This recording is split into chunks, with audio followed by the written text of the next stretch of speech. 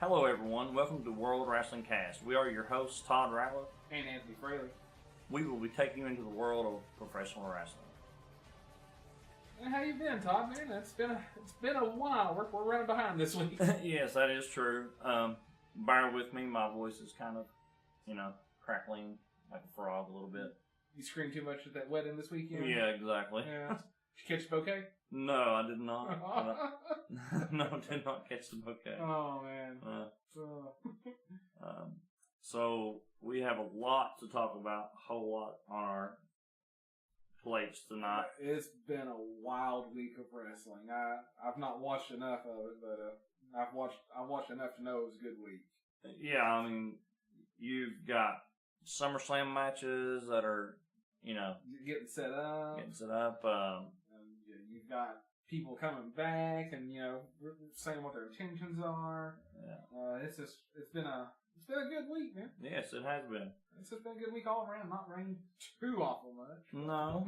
Well, man, let's just roll right into it. Yes, sir. We have a new number one contender in the WWE for Brock Lesnar's Universal title. Bet you guys can't guess who it is. No, not match number 7 for them. Yeah, this is probably what Brock's 7th match in 2 years. Yeah, pretty close. Guy? Yeah.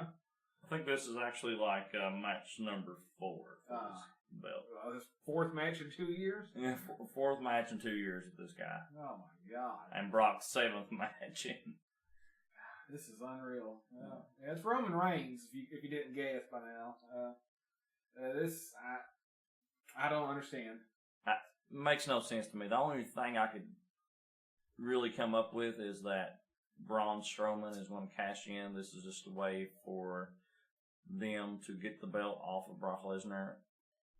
That's going to be so bad for Strowman, too. I mean, unless he shows up at the beginning of the match and just destroys.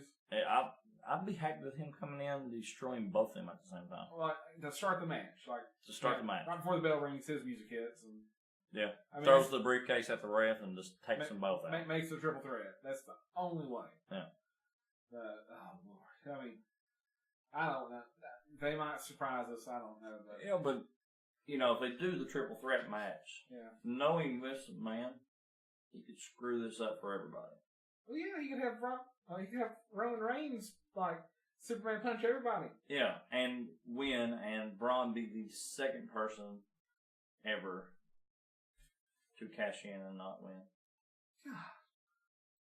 We'll lose sleep over this now, Tom. Thank you, bro. Just throwing it out there. But I guess we're not privileged to the information, so Hopefully they don't let us down. I want to be sports entertained. Yeah, one day I will be a wrestling writer. I think. Oh yeah, one day. I'm gonna be a bookie one of these days. We're gonna book for BC Dub, aren't we? Yeah, BC Dub. We're gonna book for BC Dub. Yeah. What makes no sense is Bobby Lashley's win at Extreme Rules meant nothing. Meant jack shit. Yeah, it didn't mean nothing. I mean, it was like he got manhandled in the match and still pulled it out, and now it's just like, it's SummerSlam. They could make it a 4-way. Yeah, they could. I mean, that's gonna be a clusterfuck if it happens, man. Yeah, I don't even know what they're gonna do with Bobby Lashley now. I guess he'll take on probably this guy that returned. He might take on McIntyre, maybe.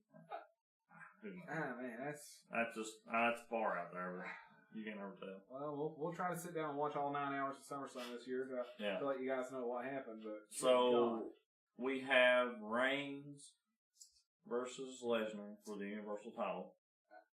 I guess for the 4th time. Yeah. Now at another pay-per-view, we have Kevin Owens versus Braun Strowman again. This time in a non-stipulation match. Just a regular match? Just a regular match. And we have Ziggler versus Seth Rollins again in a regular match. So, I mean... So we're getting Extreme Rules again. Pretty well, except the cage. We're not going to have a cage. We're not going to have a cage. Okay, here's what I can see the Kevin Owens thing go. If Kevin beats Braun in a wrestling match, like a plain wrestling match, it's going to be like, hey, I'm the better wrestler than you are. And, you have to use, garbage, off the top cage to he lost that match too. Yeah. So, yeah. I mean, I keep forgetting Kevin won that match. Kevin won that match. Because he about died. He fell 20 foot to his death almost. But I suppose, man, that's But the other match I already forgot because it happened again. Seth and Ziggler. Yeah, Seth and Ziggler. We'll get that again in a regular match.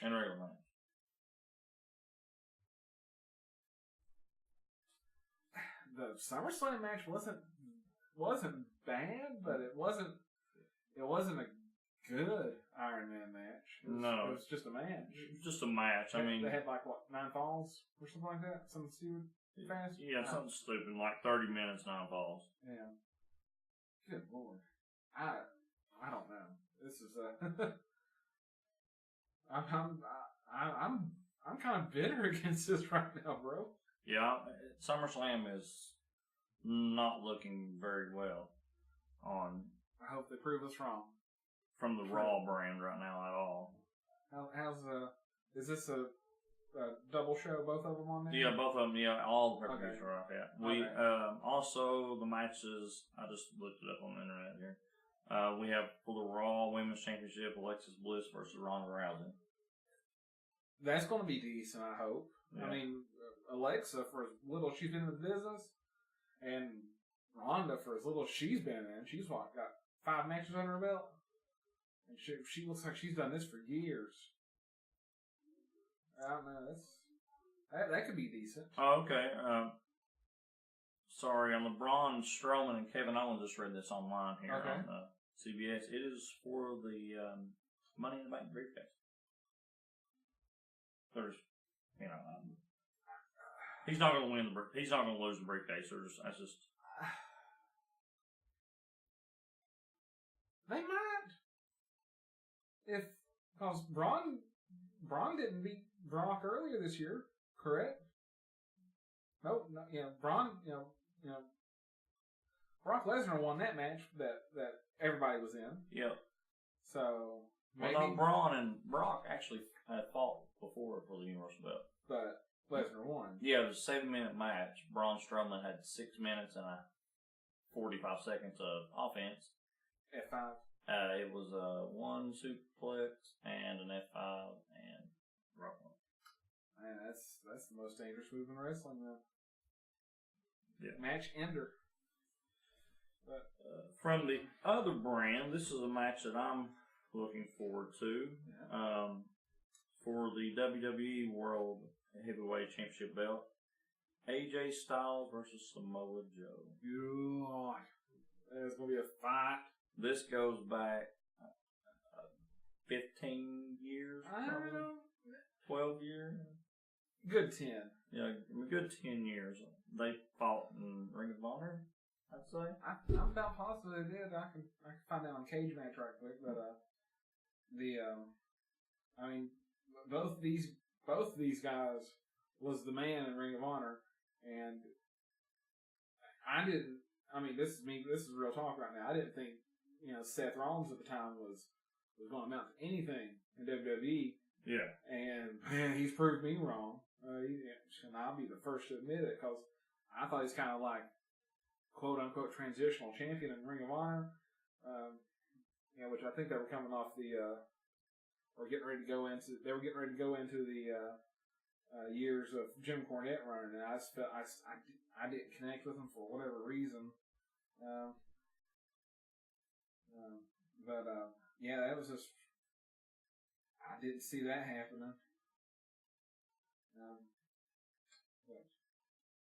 Evidently, Samoa Joe and Seth Rollins did wrestle a bunch of times against each other. Whenever he was wrestling as Tyler Black. Mm-hmm. Looks like they've done that back in 2008 at Rise Above from Ring of Honor. So, that's they're both consummate professionals. It's going to have some good chemistry. That's going to be a good watch, I hope. So we have Samoa Joe and AJ Styles have fought a ton. Yeah. They have fought 69 times, to be exact.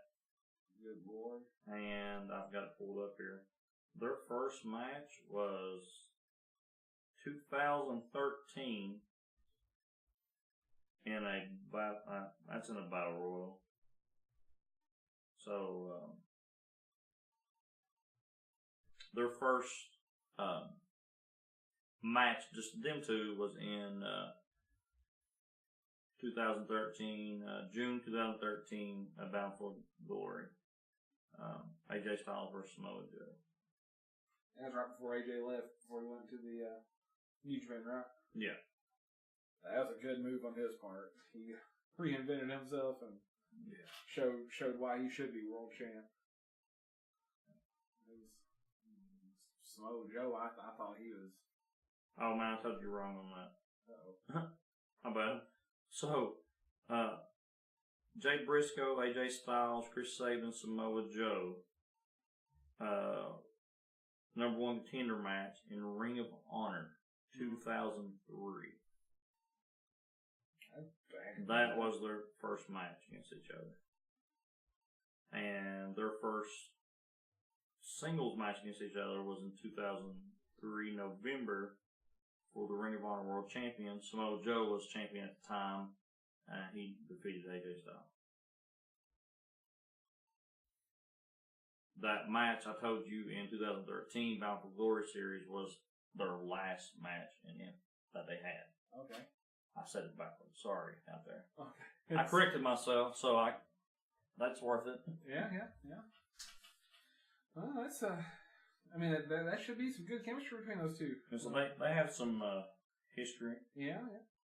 AJ, he's always looked good wherever he's went. Samoa Joe has too. Yeah, I just hope they don't dry the match down like they did his and the Bulgarian group. Oh, Rusev. Yeah, I hope they don't dry it down like they did his and the Rusev match. Yeah, that would be bad. What's next up on SummerSlam right now for us?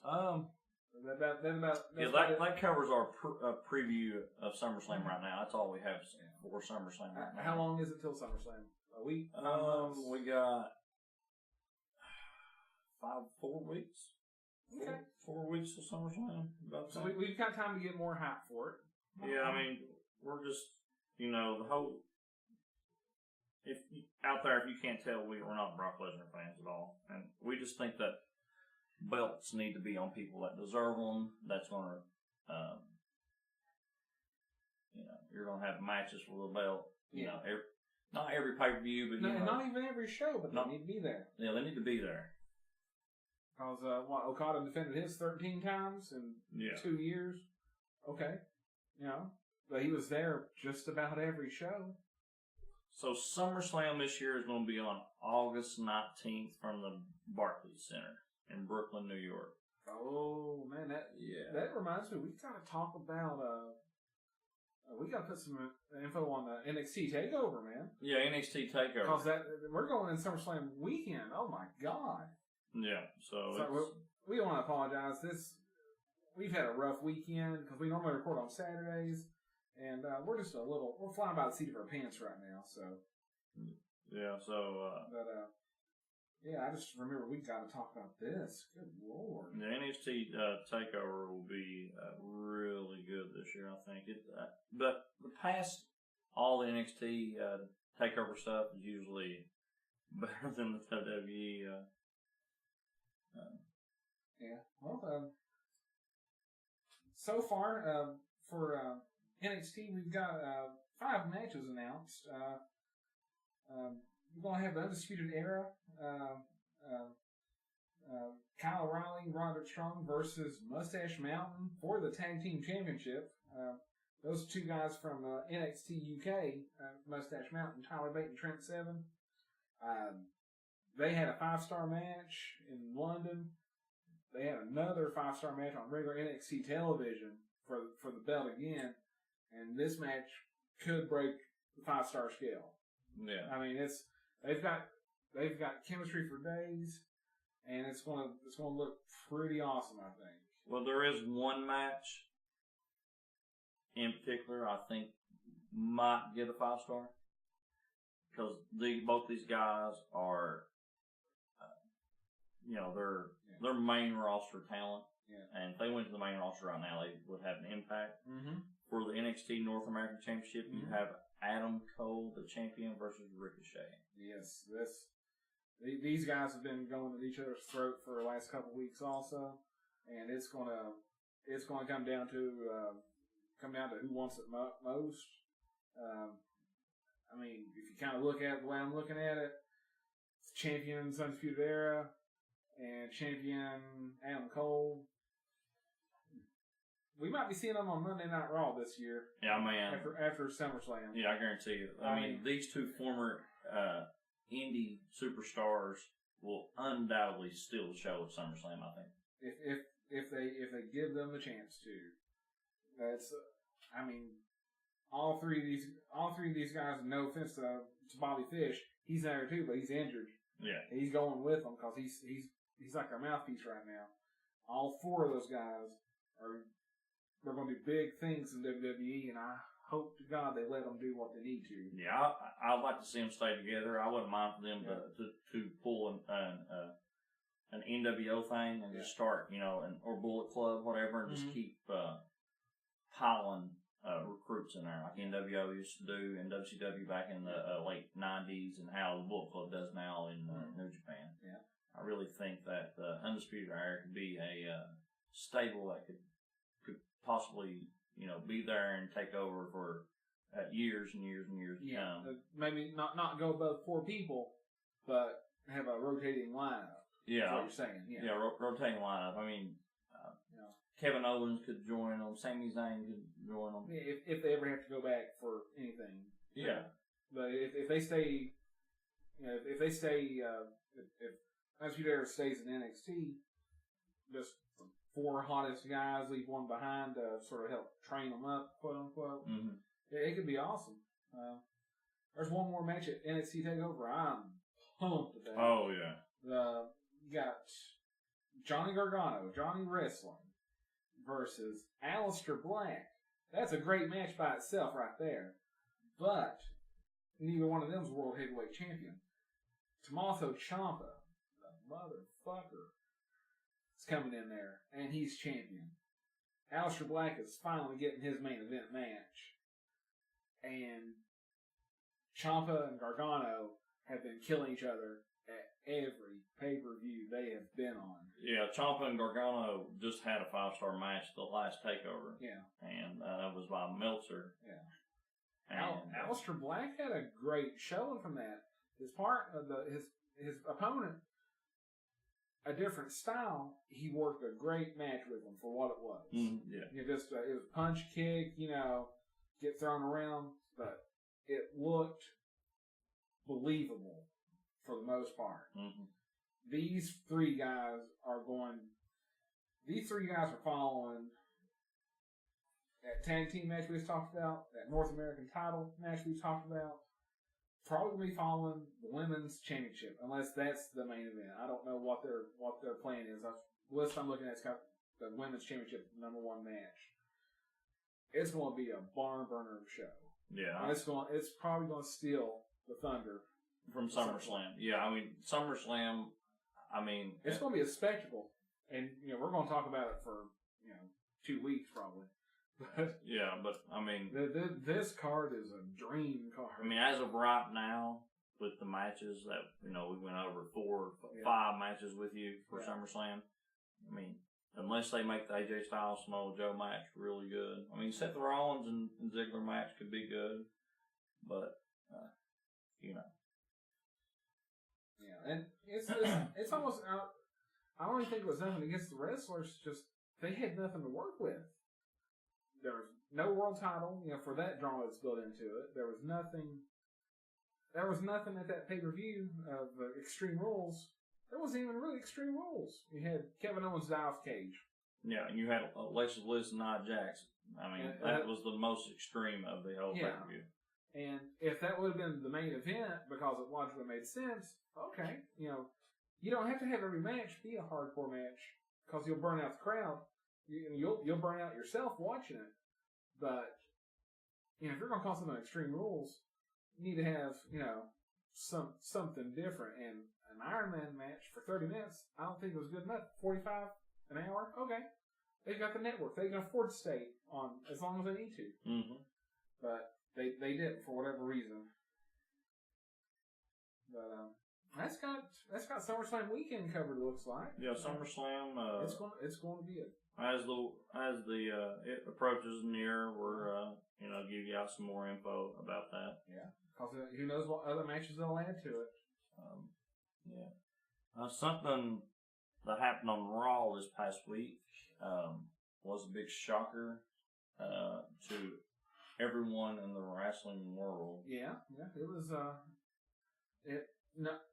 If you would have told me in 2005 that they would do this, I'd have laughed at you just because of how bad it was at the time. Stephanie McMahon, she showed up doing her Brock Lesnar appearance for the year.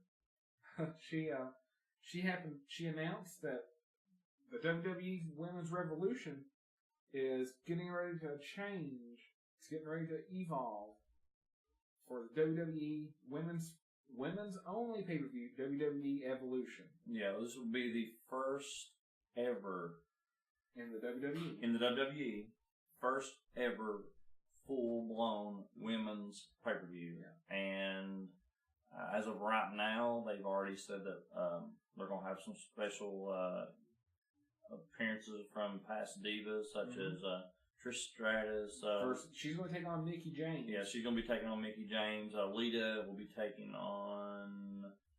I think Lita's going to have a match. I'll give you... Yeah. I don't know who she's taking on, but I'm pretty sure Lita is going to be having a match. Yeah. Site I'm looking at doesn't have anything about that, but... Yeah. But, who knows who's called out who on Twitter that so I don't follow every wrestler. There's no way you can do it. But yeah, it's but I mean, you're gonna have both female champions there. You're gonna have every major storyline there represented.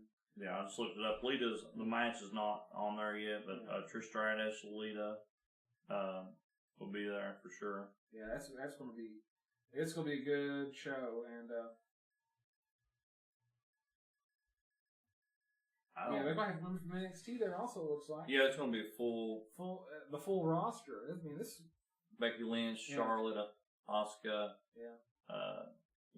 I mean, Bayley, Sasha Banks. They'll all be there. It's gonna be women's WrestleMania, man. That's gonna be awesome. I'm glad that they're being showcased because they've earned it. They have done everything the men have done the last 2 years. Yeah, I mean, the match. I mean, you could arguably say that at last WrestleMania, the best match was Charlotte and Asuka. You could say that. You can also say the mixed match had 2 women in it. Yeah, was the best match. Yeah, Triple H, Stephanie McMahon versus Ronda and Kurt. Yeah, If you told me either one of those matches was the best match of the night, I wouldn't argue you.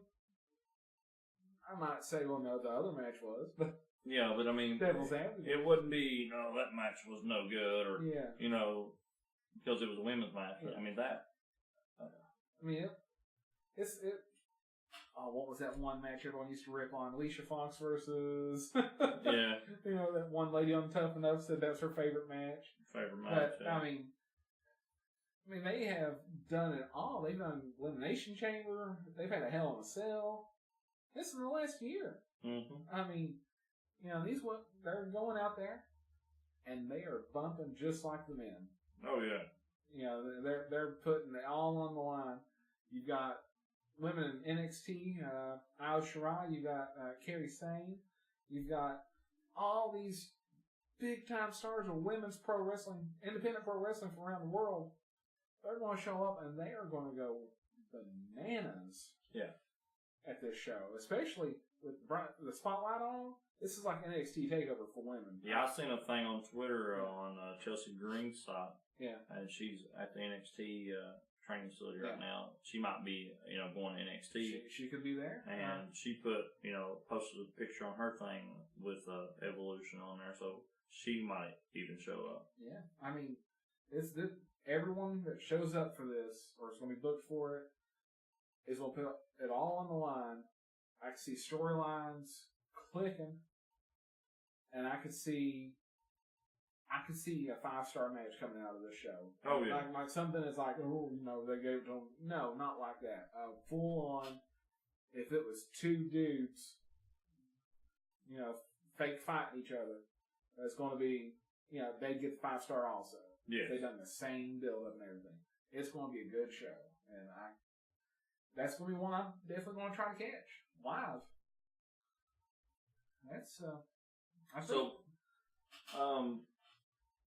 On SmackDown, we've had one of your favorite wrestlers turn completely heel. Oh man, Todd, don't hurt my feelings right now. I'm hurt over this, guys. I really am. And we gotta preface every bit of this. He's not my favorite wrestler. He loves him. I appreciate what he does, but at the same time, if you say this about this guy, John Cena is your all-time favorite of all time.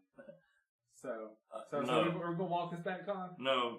Okay, so I'll take it back. Okay. This guy is not Anthony's favorite wrestler of all time. No, he's a good wrestler. He's way better than I'll ever be. Yeah, I think he's way past his prime. Hopefully this is his last push because they don't need him there anymore. But he sells. He puts butts in seats. He puts butts and he puts on good matches. He pulls out good from people too. Yeah. But Randall Keith Orton has come back from injury, and he has destroyed Jeff Hardy's balls.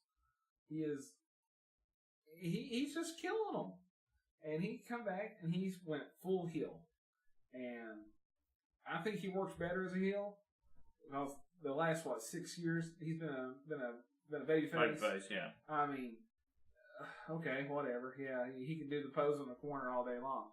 Now we're going to get heel Randy Orton doing the pose in the corner. Sign me up. This is going to be. So there he goes. It's totally. I mean, I don't like him that much, but no, it's going to be good times. Have they even set up him versus Jeff Hardy for SummerSlam yet? No, we're probably good. I'd say they'll have a three-way for the U.S. belt. Yeah. I don't know why they would take the belt off Nakamura right now. Maybe the preoccupation he's got with Jeff Hardy might, get him to lose. That's so Nakamura keep the belt. So, yeah, that was my highlight of the week. Todd messaged me that, and that was that was all it said. I turned TV on right for it. Yeah, and he's called the Legend Killer, and he's using that as his heel thing. He's saying that the WWE Universe is the Legend Killer now, not him. Okay. So that's that's what he's using. It's gonna be decent. I mean, I'll have to. I saw the match after in the SmackDown after Extreme Rules. He come out and he attacked Jeff because they finally let Jeff and Shinsuke have a more than 5-second match. Because I don't know why they cut that match at pay-per-view, but they did for whatever reason. But they had a 10-15 minute match, and then Orton showed up, and that's when I sent Todd a picture of me doing Orton pose. And, yeah, his favorite wrestler. Yeah, but that was the it was just a messed up week. But he's back and he's a heel now, so maybe they're listening. I don't know. Let's hope they do. Keep them. Huh? Well, it's New Japan, the G1 is going on right now. It is. And it is just... We're 7 days in, it looks like. 7 days into the G1 in New Japan. It is going quite well for them. Yeah. As expected. From all signs, they said the money's up, the places are being sold out. Yeah, they've already sold out more in what, 8 days? Something like that. 7. They sold out the last 3 nights for sure. And I mean, it's just yeah. This is going into day number 8, and they've sold out the last 7. Last 7. So they sold out the first 7 or the last 7, whatever. And then they've got English commentary for every show. Yeah. Kevin Kelly's staying there for the whole month. Yeah.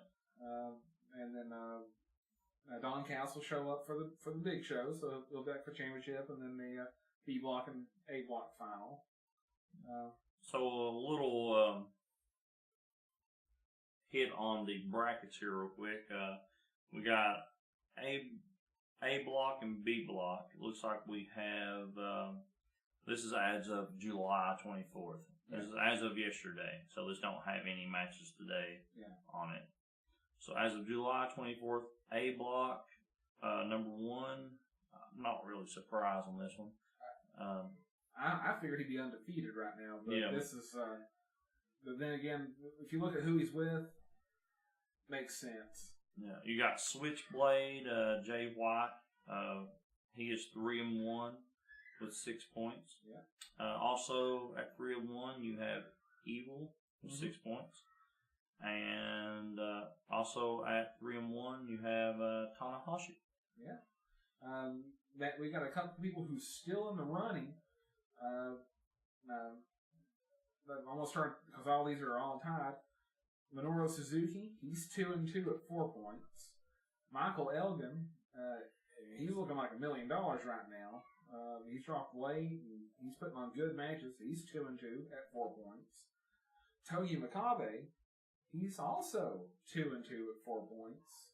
And the surprise for being in a 4-way second place tie, Kazuchika Okada. He is at 2-2 with 4 points. Still early in the tournament. It is anyone's tournament. Yoshihashi could come back and win this. Yeah. I mean, I'm not saying he's going to. In the realm of possibility, if everyone ties out and he wins every match, he can win his block. I really think Yoshihashi has the upset of the tournament so far, I think.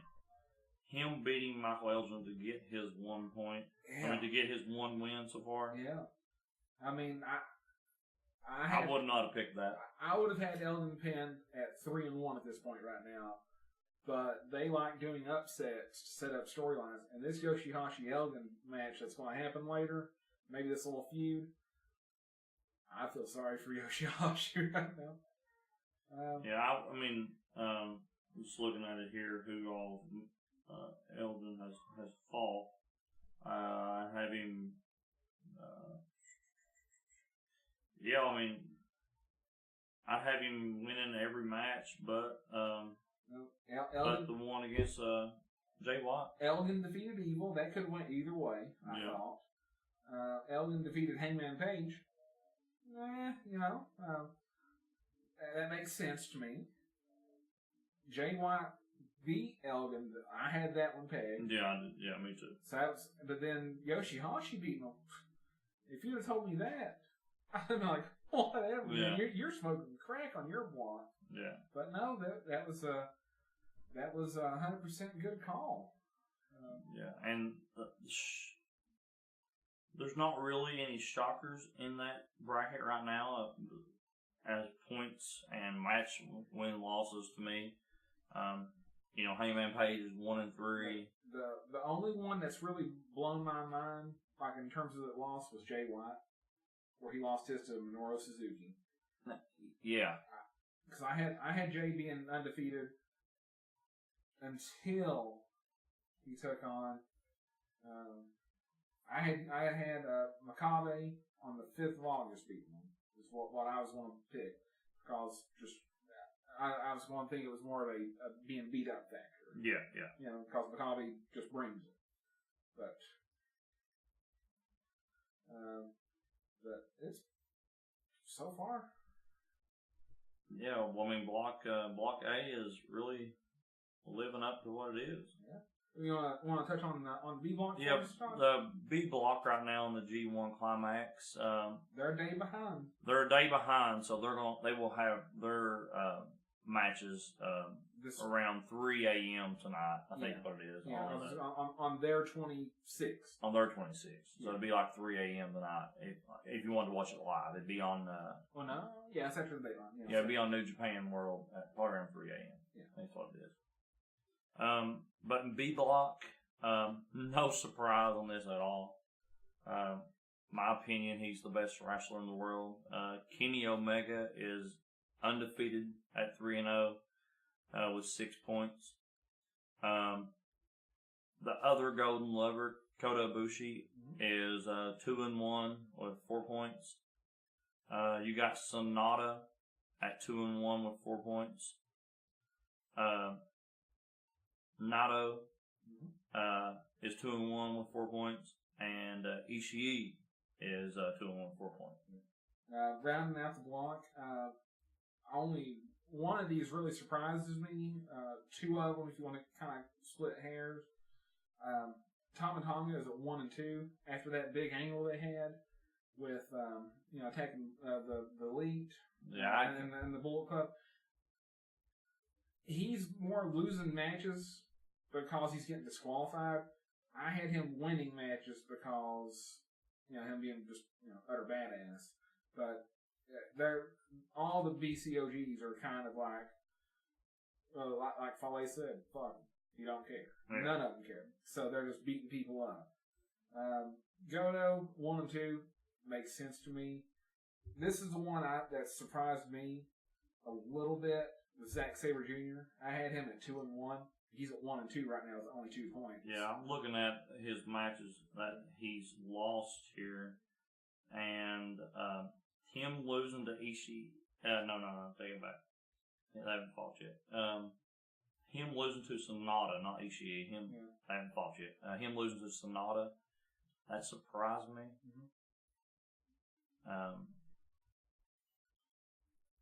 And I knew I picked Ibushi to beat him. Yeah. And the other one that kind of surprises me for being in the level he's at right now, Juice Robinson with 0 points. Only person in the tournament so far without a win. But looking at who he's took on, his first match was against Tama Tonga, and Tama beat him. The next match was against Kota Ibushi. That makes sense to me. And then Tetsuya Naito beat him in the third match. Makes sense to me. I didn't have him taking on the top of the bracket. Yeah. I didn't know that's what was going to happen. And, I mean, he's the U.S. champion. I would say the betting odds are against him on his next match to lose also. Hey, he beat him last year. He may have beat him last year, but this is this year. Yeah, but his next match is against Kenny Omega. Yeah. So. In all honesty, it looks like Juice Robinson might pick up a win on the 28th of July against Toru Yano. Yeah. But go Juice Robinson on the 28th? What? Go Juice Robinson on the 28th? Yeah. How about that? Yeah. But that's I'm all right with that, but it's just this B block is so stacked, and someone's got to lose. It's probably going to be him. Most likely. Yeah, I mean, it's... Everybody else can tie from here on out, and Juice can win it. So, if he wins everything. But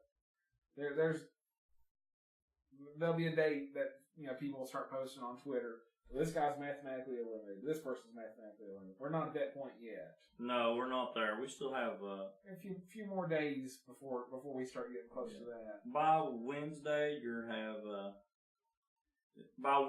have more of a vision of who it's shaping up, who's winning each block. Yeah, and I like how it's a round robin style, so everyone wrestles everybody, and everything means something. No matter how insignificant. If there's a tie that can cause someone to win, Juice Robinson might be the tiebreaker on the middle of the month. Yeah, if he beats someone. But you can mark these 2 dates down. These are the last 2 days of the G1, August 10th and August 11th. Yes. I would say there is one match from each of those that will be come down to who wins their block. Yeah. August 10th, you got Okada versus Tanahashi. Yes. I would say if Tanahashi wins that match, he is probably going to win the A block. Yeah, he should.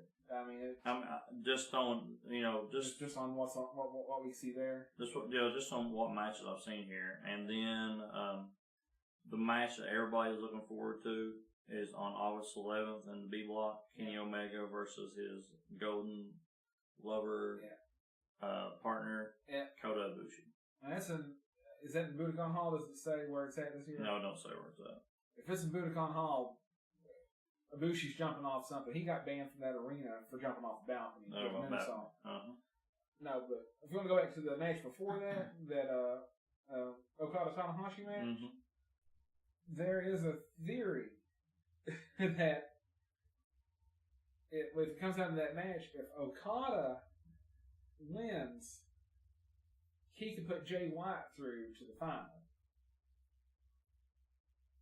And there's a good chance that Jay White might show up just to make that happen, be in full heel, have Okada sort of be torn, do I do this, do I not do this? But if Tanahashi wins, then, Jay could still come talk trash to Okada, because that'll put him through, most likely. Watch us all be wrong and be Juice Robinson and Troy on it, but. Right. That Kenny Kota match, is that what their first match against each other 3.5 years? Yeah, 3.5 years. They were junior heavyweights last time they fought. They both were juniors. God. They've got some next level chemistry. Yeah, like Kota Ibushi, for you out there who don't know who he is like, his family is like extremely, extremely wealthy. They have like, at his house, they have like their own wrestling complex. They have like their own ring, their own workout facility, and him and Kenny Omega just go in there and go at it constantly. Yeah. And there's you can go on YouTube and watch videos of them training that the facility they're in is actually at Kota Ibushi's house. Yeah. Over in Japan. Yeah. Evidently Kota is like loaded, like he is rich beyond belief. Yeah, he. I think they said his dad was a heart surgeon or something. Yeah. And like they've got family business besides that, so he's very well off. Yeah. And he probably makes really good money doing what he does, wrestling. So. Yeah, for sure. But they're going to tear the roof off that place, and. But next week we'll give you all some more info on the G1, and we'll keep you updated on every World Wrestling Cast show we do. We'll keep you updated on it for sure. Yeah, I'm going to try my best, people. Don't hold me to this because real life comes first. But I'm going to try to catch up on the G1, do nights 2 and 3, and talk about the matches from 4 to 7. Like whatever their 2 or 3 day blocks that they put together. And, I may not be able to hear Todd's to do it, but I might, be able to cover it, for you all. Yeah, for you all there love listening to me. I won't be on there. Anthony will just be doing it. I'll be able to tell if the listeners go down. So I'll let you know, Todd, how good you viewership goes down. You know why. We're going to cover real quick. We don't like talking about this right now because we're not going to go into a lot of detail about this. Yeah. But we got some matches for the All In so far. Yeah. Cody versus Nick Aldis. Nick Aldis for the NWA 10 pounds of gold belt. Yeah. Okada versus Marty Scurll was announced. Yeah.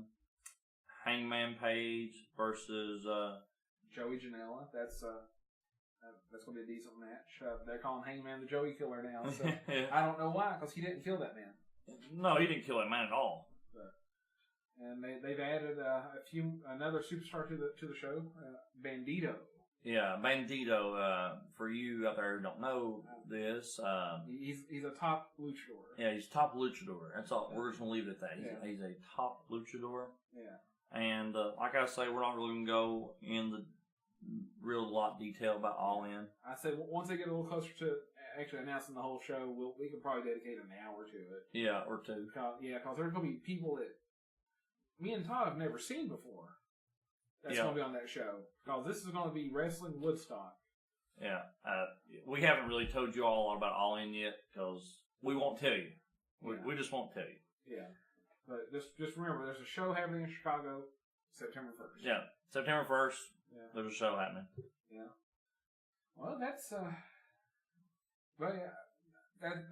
that's all good and fine right there. There's one show I got to talk about, Todd. I know you haven't watched it yet. You've probably seen a few clips on Twitter. I watched a 5-minute. No, 5-minute part of a match. Pentagon Jr. was in. Yeah. I just wanted to see him snap somebody's arm. Yeah. I'm gonna go ahead and tell everybody right now. Every preconception you've ever had about TNA, throw it out the window. Yeah. Because I don't know what they've done down there. Besides, they've switched out their bookers and stuff like that. Oh my God, this is the best wrestling show I've seen this week. Blew Extreme Rules out of the water. Yeah. Extreme Rules is garbage compared to this. The only thing that is Impact Slamiversary. Yeah, 16. Impact Slamiversary was this past weekend. Yeah. And the only thing that I have negative about Impact, and it's not really negative, they can't help it, is that their talent level is not where it needs to be. But what Impact does is their Impact, it's a professional wrestling association like New Japan and WWE. Yeah. But Impact kind of stays independent. Indie, they let indie wrestlers come there and wrestle also. Yeah. Like Johnny Mundo comes there, and he's Johnny Impact there. Yeah. And then Pentagon Jr. comes there, and Austin Aries, Moose. Yeah, I mean, you get people who wrestle on the indies. They can create a character there, and the thing that makes Impact different, they can take that character with them. Because if that character's famous in the Northeast America, he shows up on TV. He can get over because he's got Northeast America on his side, and he can start to portray himself to the rest of the world. What Impact has done is they're using that to their advantage. Yeah, and that's what's bringing them back to. Because now it's not like that's the dude that was on WCW Thursday night. His contract's up. He's on Monday Night Raw now, and they're calling him, the Ringmaster, and he was actually Steven Williams, or become Stone Cold Steve Austin. It's they let people keep their name, keep that name recognition, keep their mask if they got one, everything about them, keep it the same. So, and they can take it with them. They don't own it or anything. Yeah, like Pentagon Jr. I mean, he's in Lucha Underground. Yeah. He's in Mexico. He's wrestling in America a lot now. He's blowing up. Yeah, he's everywhere wrestling. And he's I wouldn't say the next big thing, but he's very, very entertaining. Yeah. But I watched the whole show. I've done it over 2 nights. I watched part 2 and 3 last night, and I watched part 1 of it today because I just, I didn't know I was going to be able to. And I'm glad I did. First match of the whole show, we had Johnny Impact come back from Hollywood, is what they said. Taiji Ishimori, Bone Soldier from New Japan, wrestled on this show. Mm-hmm. Ray Phoenix from Mexico, which if you've never seen him wrestle, he makes Rey Mysterio look like he's crippled. And then it was supposed to have been Rich Swann. He got a concussion Thursday night, so they replaced him with Petey Williams. And there was a Canadian Destroyer in the match. The match was crazy. Spots galore. Ray Phoenix doing stuff I've never seen. Couldn't tell you what to call it. And Bone Soldier looked good. I mean, everybody in this match looked good. And then at the end, Johnny Impact hit Starship Pain, that little split leg twist and flip moonsault. Off the rope. It looked like garbage. He missed the person, but it still looked good somehow. Yeah. And he got the win on that. For you who don't know Johnny Impact, he was Johnny Morrison in WWE. WWE, and he was really good in WWE. Yeah, and he still is. He still is, but I think a lot of his stuff is the reason that he didn't stay in WWE or get over as big as he should have is he's kind of sloppy. He can be, and it's more of a matter of what he's doing is, it's high level gymnastics is what he's doing. Yeah. If you look at it, it's purest form, and they mess up. WWE likes everything to be the same every time, and I'm clicking, and that's probably killing you all. I'm sorry, but they like everything to be repeatable every time, and working 300 nights a year is probably killing him as well. So he probably wanted a little bit of a break. But that match, it was a great way to start the show. Crowd at the Rebel Arena in Toronto was hot, and they couldn't get enough wrestling this night. We had our first Impact women's match right after that. Tessa Blanchard versus Allie. I kind of skipped through it, not really watching it, but Tessa, she can talk, she can wrestle. Allie didn't impress me per se, but then again, she wrestled a competent match that was still better than anything WWE done after Trish Stratus left and Leah left for like that 5 years that women's wrestling just sucked. But Tess Blanchard hit the hammerlock DDT, got the win. It was a good, solid match. Then we had a House of Hardcore match. Impact is really big on they like doing shows with other companies so they can have like dream matches. So like the first one they done that was like really big was Impact versus Lucha Underground. They done that WrestleMania weekend. Well, they've done a show at House of Hardcore so they can have wrestlers go represent Impact against wrestlers from House of Hardcore and sort of get that intermingling, sort of advertisements what it was, which they used to do this a whole lot of time back in the day with the NWA. So throwback. Eddie Edwards, Tommy Dreamer had a match, and it was a House of Hardcore Rules match, so anything went. And this match was more extreme than anything that happened in Extreme Rules. And I'm counting the cage spot, where Kevin Owens, fell 20 foot to his death. Right. There's trash cans, there's beer being smashed. This match was set. Basically, Eddie Edwards broke. He had a psychotic break by the storyline against Sami Callihan, and his good friend Tommy Dreamer was trying to save him. It didn't happen, so they basically ended up having a big feud. This was a blow off to it. There was chair shots. There was Eddie was bleeding. He licked his own blood off his hands. That was gross. Beating Tommy to death with the kendo stick. If you've ever seen Tommy, he likes to hit kendo sticks, it looks like. Come out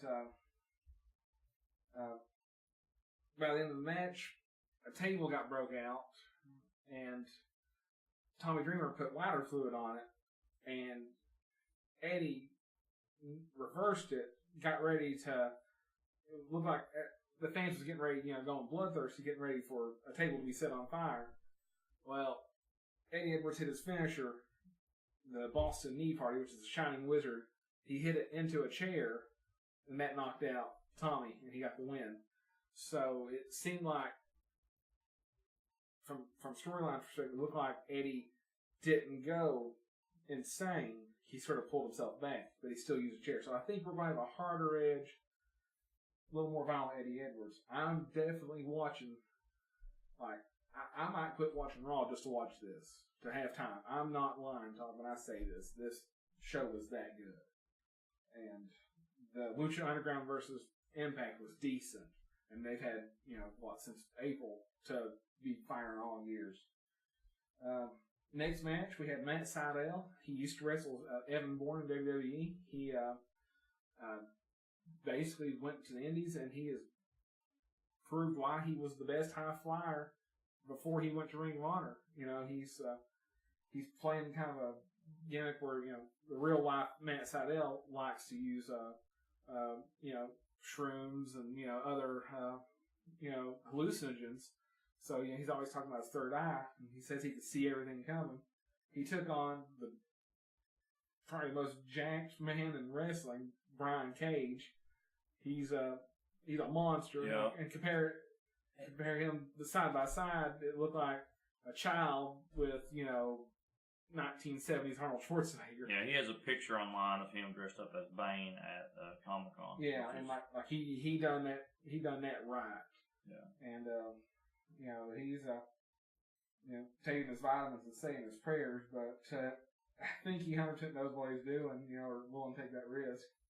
But this was a classic big man versus little man match. So imagine the Giant in WCW versus Rey Mysterio. They had good chemistry.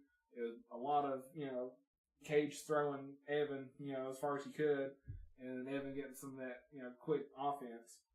But Brian Cage can also do the Hurricane Ranas, and he can also do the moonsaults.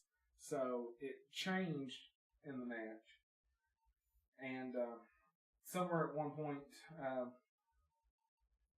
looked like that Evan Moore was getting ready to win it. He went up top rope to do his shooting star press. Well, he done this.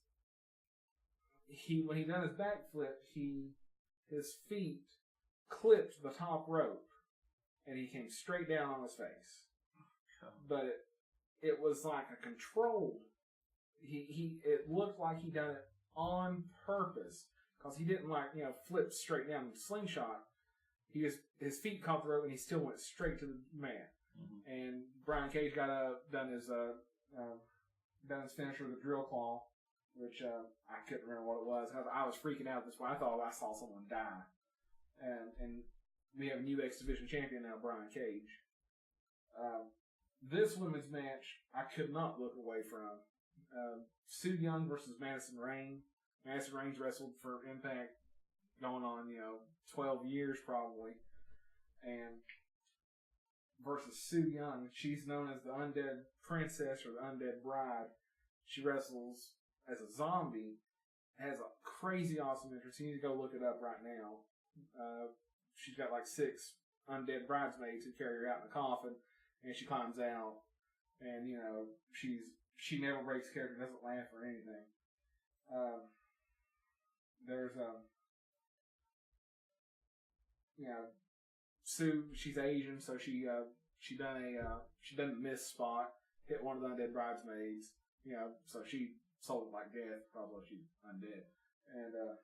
And it was a great match. I'd give this match 4 stars. I was in it,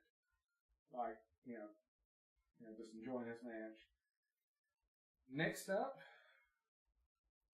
we had LAX, the new incarnation of it, versus the OGs, who were the original LAX, Hernandez and Homicide. And the managers for this for the LAX was Conan. He's still, putting his finger, in the business. Or, he's got his ear to the ground, so to speak. And King was in the manager role for the OGs. King used to wrestle Eddie Kingston on Independence. He's last of a dying breed. So this was a war. There was tables being broke. There was people getting hip tossed onto the ramp. Just everything. People were bleeding by the end of it. There was an elbow shot that I think someone went hard way, and their whole face is covered in blood. I couldn't tell you if it was who it was on LAX, because they had their hair, both of them had their hair down, close to their head, and I'm horrible figuring out who's who on the first match watching them. But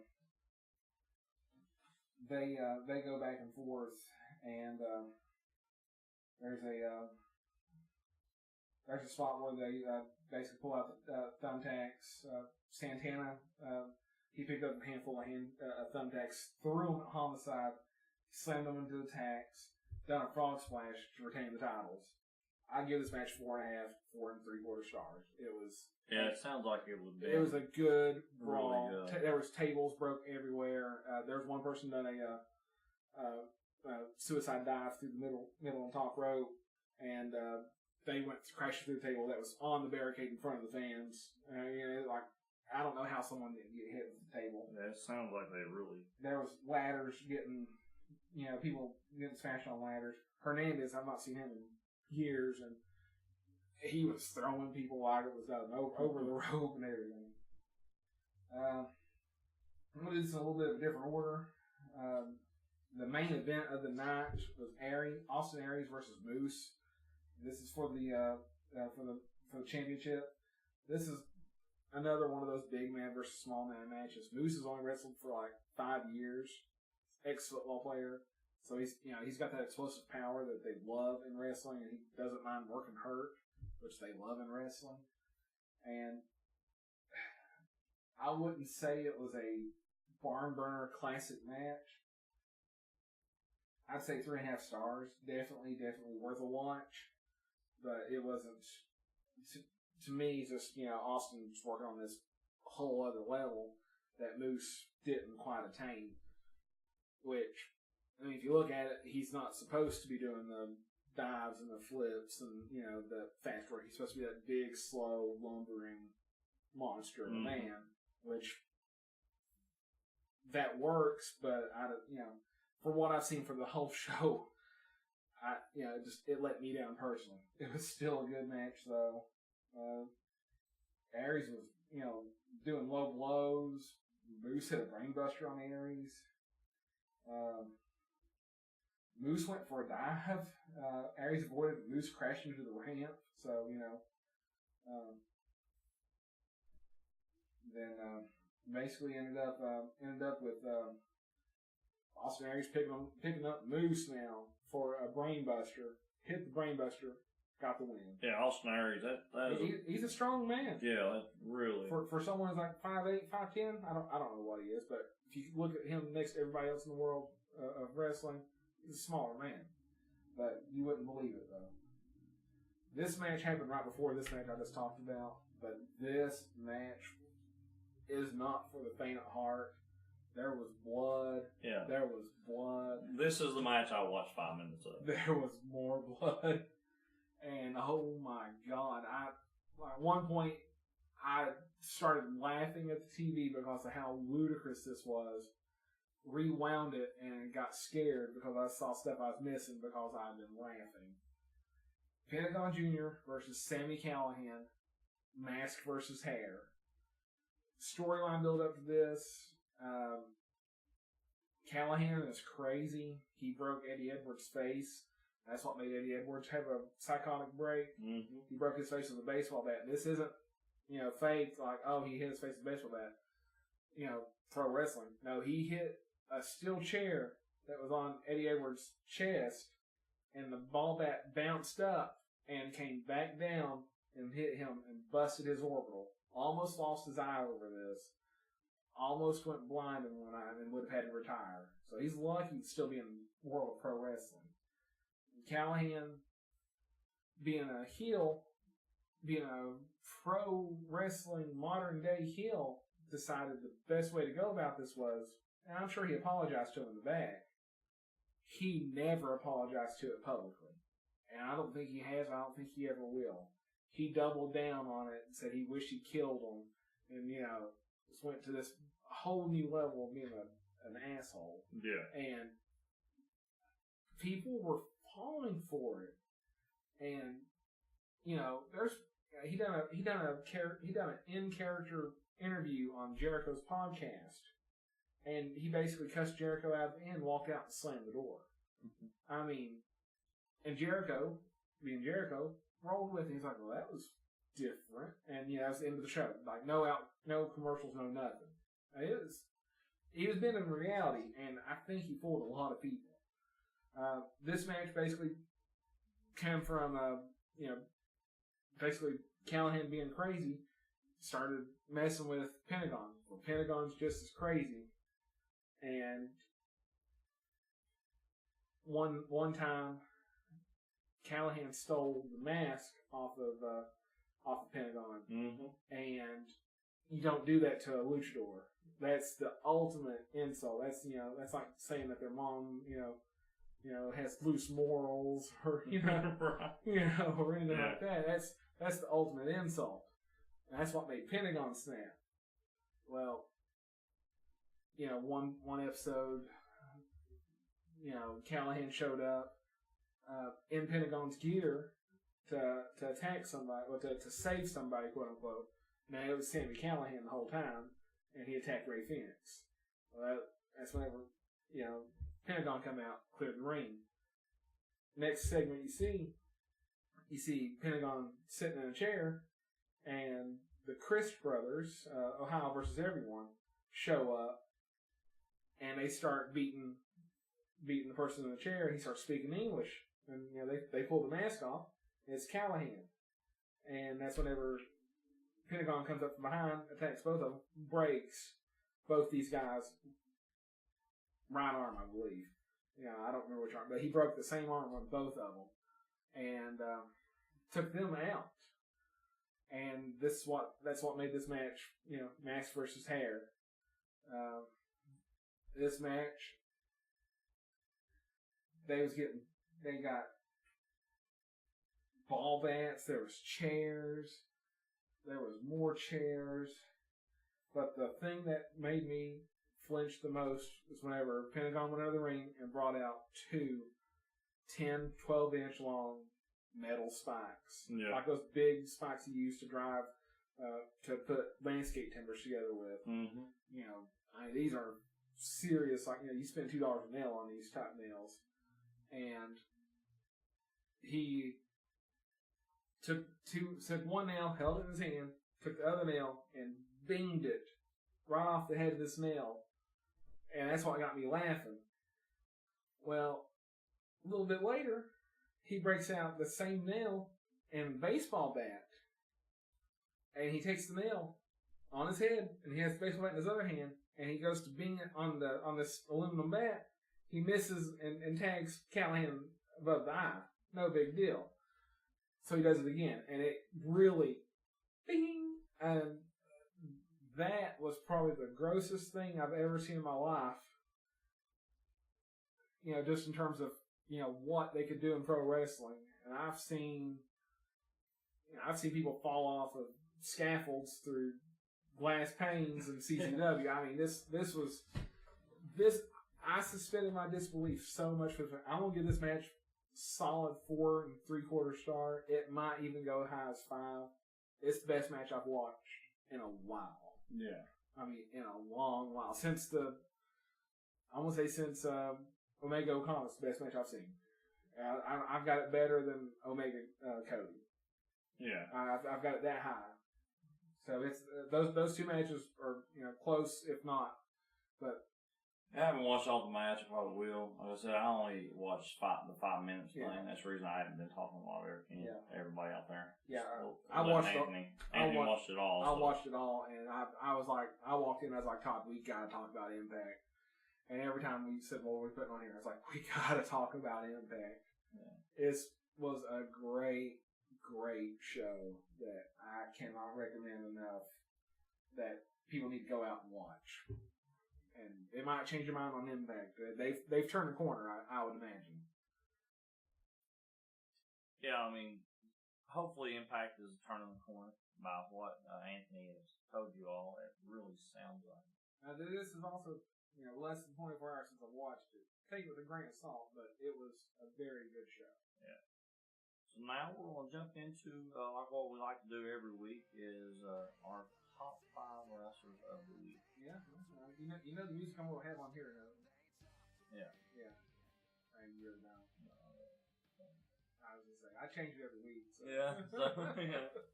I don't really know. Yeah, I don't know either. But, yeah. I was wanting to say maybe Orton. Well, yeah, he's probably put Orton on his list, more than likely. That sounds like to me.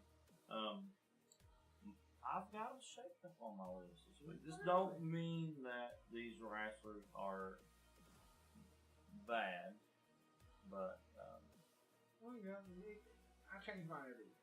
Yeah, there's two wrestlers that have been consistent on my list.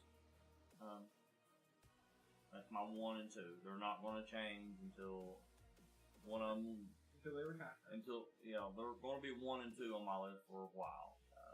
The number 2 might go to maybe 3. Maybe, I doubt it. Yeah.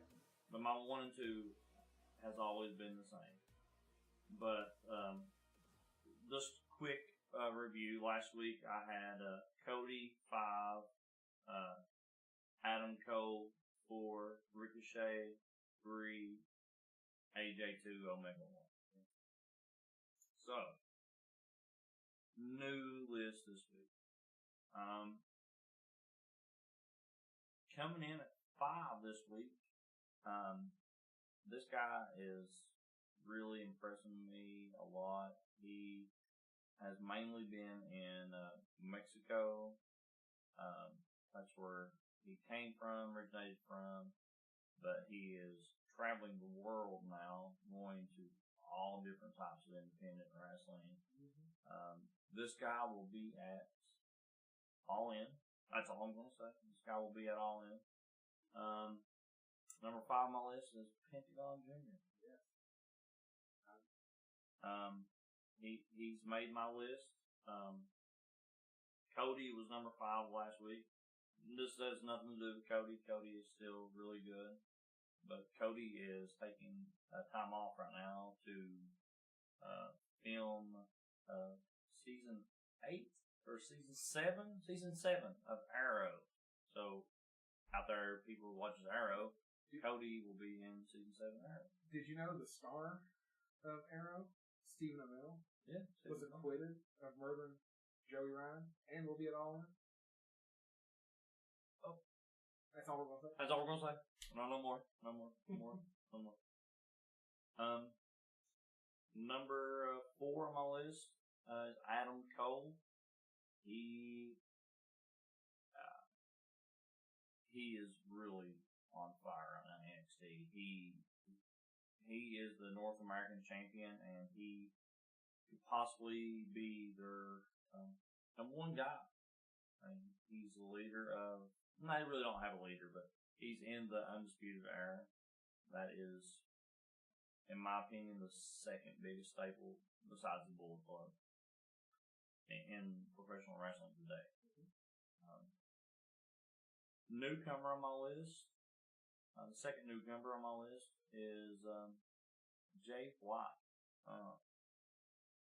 I've been impressed with Jay White since he came into New Japan as Switchblade. I wasn't a real big fan of Jay White when he was just Jay White. He was kind of plain, and he was just he was a young lion also. Yeah, he was a young lion, so he was just a he had a roster spot. But Jay White is number 3 on my list.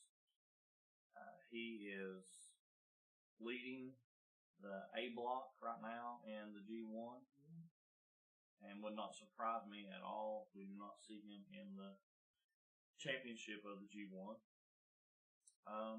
My number 2 this week, it was the same as last week, AJ Styles. He is your WWE World Heavyweight Champion. He's got a real tough match coming up at SummerSlam against Samoa Joe. He is phenomenal. He is. AJ Styles, he is WWE's number 1 guy. He's the man. He's the person carrying that company. Yeah, if AJ Styles wasn't there, that company would be hurting. Not because they don't have tons of talent, just because he's the only one carrying the company. They're not writing for anybody else. Yeah. And number 1 still, Kenny Omega. What a surprise. Yeah, surprise, Kenny Omega. He is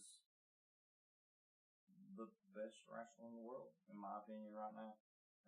And he's doing it while working hard. Yeah, everything we've read online is that he broke or really cracked it or messed it up for sure. Yeah, his heel. He's cracked and messed his heel up, but he can't. So he's heavily padding his heel right now. For to keep wrestling in G1, and he gets a day off, maybe 2 days off a week, and that's it. It's tough. Yeah, but I'm sure his therapy he's doing. I mean, I'm sure is really strenuous. Definitely. Yeah, helping him. Anthony, you got? I've got a list, and it's mostly new people this week also. No particular order, but this might be the way I see it though. I'm gonna have my first one female on here. Okay. Sue Young. She has a crazy gimmick. She gets carried out in the coffin, climbs out of the coffin, has that zombie wall covered in blood.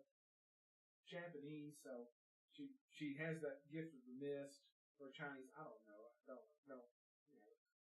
Whatever it is. It's the fact that every Asian wrestler can do the mist is kind of racist. So let me have it.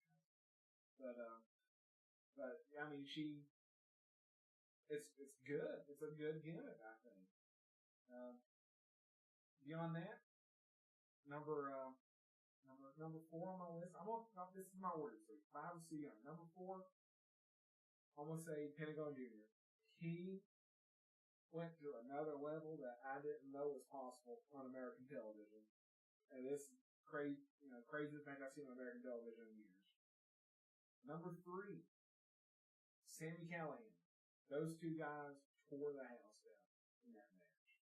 Callihan been, from all intents and purposes, everything he's done appears to be crazy, and he plays it good if he's playing. My number 2 this week, I got Jay White. He's bumped up on my list a little bit, I think.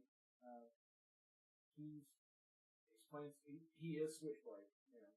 It's not a person playing Switchblade. He is Switchblade. He is killing it with the best of them. Yeah, he's turned pure character. And speaking of healing, Kenny Omega, number 1 on my list, with the broke heel. Poor guy. He said on being elite this week, they think he's fractured his heel. And they cracked it, bruised it bad. It probably come off that superplex off the ladder. Yeah. That's the only thing I can imagine that. Then again, he could have done it getting out of bed. Yeah, I mean, stupid things happen, but I can't wait to see how long a title run he gets with the belt, what he's going to do with it, and what level he's going to bring it to. Hopefully sky's the limit. Oh yeah. That's my top 5 for the week. And my number 6, if you have to put number 6 on the list, Randall Keith Orton. Yeah, you got John Cena for your number 6, right? Yeah, for sure, John Cena. Yeah. Nah, it's all good, guys. But I think that's we have had a heck of a show coming into this with nothing written down until we got here. Yeah, this show was thrown together. Sorry out there, but I think it was entertaining. It had to have been. I mean, real life gets in the way of things, but this has been a good week. Yeah, I had to get up in 5.5 hours and drive 2 hours to work. So I'm gonna have to get out of here and get to bed. Man. Yeah, so. But, I am dedicated to what we are trying to accomplish with this, with the World Wrestling Cash, and I'm putting all my effort toward it. All right, I think that's got us basically covered for the week. We're just going to catch our plug, and we'll catch you guys on the flip side. Yeah. Hopefully I'll get another one up this week, and then we'll get back on the regular schedule Saturday, Sunday. Yeah, for sure. So, guys, I want y'all to come catch us on social media. We have a Twitter. We are at WrestleCast Show. We're on iTunes now, so definitely give us a download on that. If you're catching us on YouTube, subscribe. Either way's fine. Just, listen to us the best way that you can. Write us an email. We're worldwrestlingcast@yahoo.com. Catch us on Reddit. We are the WWC, THEWWC. Send me a PM or send a post, and I check it every day. So hopefully we'll catch up with each other sometime soon. BCW's going to show coming up in a month. So yeah, we're gonna. I didn't get to catch BCW. I was out of town this past weekend. Yeah, I didn't either. I definitely wanted to go, but real life, I think we had a barbecue that night. I think that's what it was. But we know the owners and operators of BCW, so we will probably whenever they have their show in August, we'll probably do some stuff from there. Maybe might do some live feeds. Maybe I don't know. We might record a little bit with Punk. We might. We might do some interviews with their wrestlers. I mean, I think one of them definitely owes me an interview. He hit me with the sign about 2 months ago. He threw from across the room. Yeah, that's true. So he about killed me with that stop sign. Yeah, I'm going to get up with them and see. I'm sure they're anything they can get. As far as any sort of publicity, definitely. Listening. If you want to check our other independent wrestling federation out, Appalachian Mountain Wrestling from Hazard, they've got a YouTube show. Definitely check them out. It's good old boy wrestling. Don't get me wrong, but it's pro wrestling. It's from East Kentucky, and these people are living their dreams. So. Yeah.